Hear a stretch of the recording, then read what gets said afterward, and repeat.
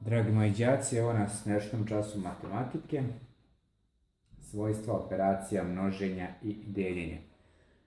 Postoji mogućnost da vam napravim potpuno drugačiji čas, ali smatram da ukoliko budete samo gledali u monitor, neki možda neće razumeti neke stvari, tako da je bolje da radimo na tabli kao što radimo inače u školi.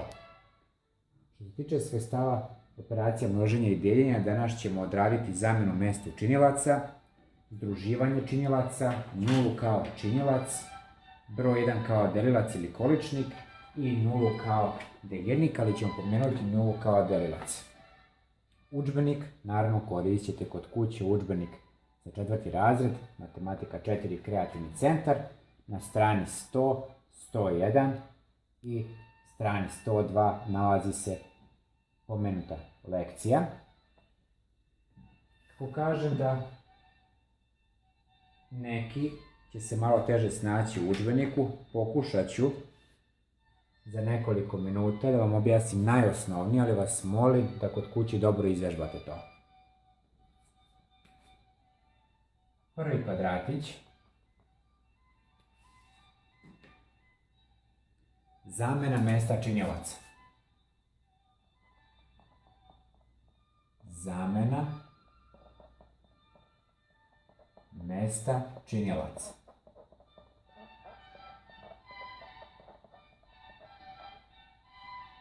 Napišite u vašu svesku naslov, svojstva operacija množenja i deljenja, prva tačka, zamena mesta činilaca. Ja neću čekati da vi zapišete jer imate mogućnost kod kuće da zaustavite video, zapišete, zatim ga pustite dalje da teče. Pomnožit ćemo bilo koja dva broja. Pre nego što ih pomnožimo, podsjetit ćemo se. 2 puta 7 jednako je 14. Broj 2 je prvi činilac, broj 7 je drugi činilac, broj 14 je proizvod. 7 ćemo da prebacimo na levu stranu. Postaće prvi činilac. 2 ćemo da prebacimo na desnu stranu. Postaće drugi činilac. Da vidimo šta će se dogoditi sa proizvodom. 7 puta 2 je 14. Da li se promenio proizvod?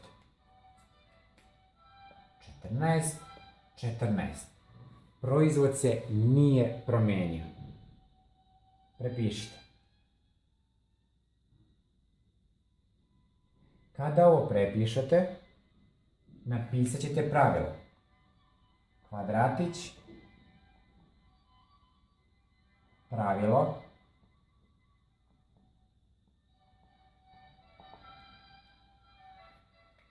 izdiktirat ću, vi ćete upisati u sveske. Ako činioci zamene mesta, proizvod ostaje isti.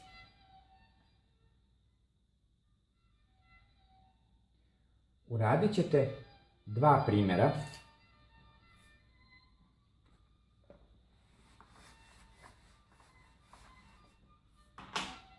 Prvi primjer. 3 puta 8. Koliko je 3 puta 8? Tako, 3 puta 8 su 24. Hajde ja probamo da im zamenimo mesta. 8 puta 3 također je 24. Hajde radimo još jedan primjer zajedno. 17 puta 5. 5 puta 7 je 35. 5 piše, 3 pamti. 5 puta 1 su 5 i 3, 8. 85. Hajde prvo 5 puta 17. 7 puta 5 su 35, 5 pišem, 3 pamtim. 1 puta 5 su 5 i 3, 8. Kao što vidite, jedno što malo pre rekli, proizvod se neće promeniti ako činioci zamene mesta. Idemo dalje. Druga tačka je združivanje činilaca. Napisat ćemo 3 puta 2 puta recimo 5. Da vidimo koliko je to. Ukoliko nema zagrada, mi ćemo da rešavamo redom. 3 puta 2, 6 puta 5, 6 puta 5 jednako 30. Hajde da probamo da združimo činioce. 3 puta 2 puta 5, ali združit ćemo prva dva činioca. Da vidimo šta će se dobiti. 3 puta 2 jesu 6, puta 5 jednako 30. Kao što vidite, proizvod je ostao isti. Hajde da pokušam na drugi način. 3 puta 2 puta 5, združit ću sada drugi i treći činilac. Da vidim šta ću dobiti. 3 ostaje ispred zagrade, prednost uvek ima zagrada ispred bilo koje operacije. 2 puta 5 jesu 10. 3 puta 10 je 30. Uporedimo proizvod. 30, 30, 30. Šta zaključujemo? Zaključujemo da je proizvod ostao isti. Prema tome, napisat ćemo pravilo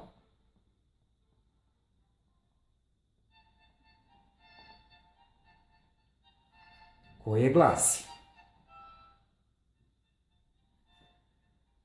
proizvod se neće promeniti ako združimo činioce.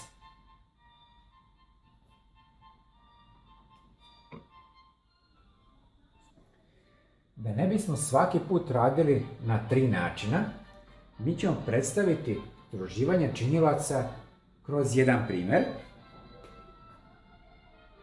28 puta 3 puta 6 je jednako. Ovo je isto što i otvorena zagrada, 28 puta 3 u zagradi puta 6. A to je isto što i 28 puta u zagradi 3 puta 6.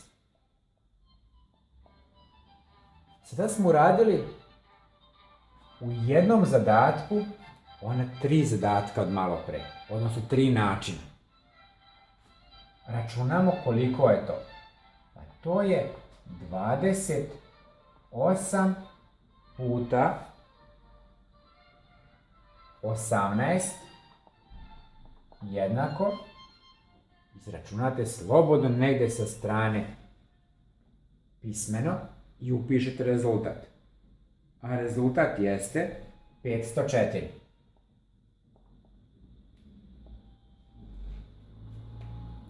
Na isti ovaj način uradite zadatke primjera 2